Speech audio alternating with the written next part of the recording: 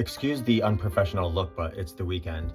Anyway, last night I was on a panel with some other practitioners and coaches, and there was a Q&A, and somebody asked a question about their situation.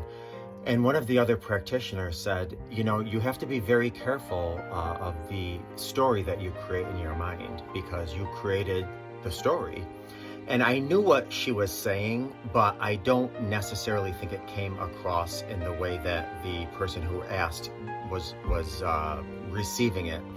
So very politely, very professionally, afterwards, I just added, I said, I more specifically was talking about the interpretation that this person created.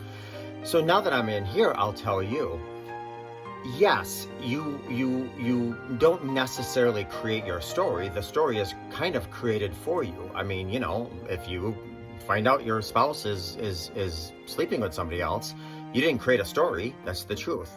But the interpretation you can create, and that's what I wanted to get on here and just ask that you be very mindful of.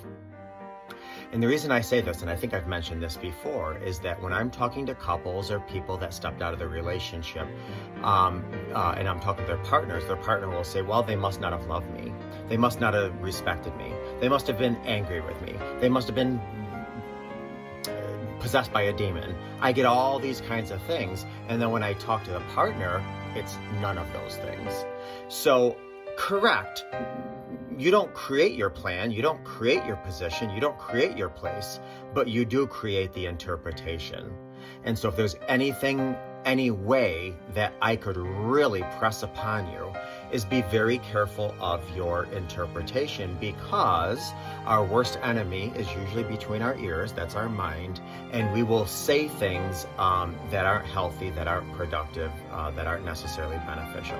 So you might not have created where you are or what happened to you, but you often do create from the narrative the interpretation. So challenge your narrative. And I always say, challenge feelings with facts.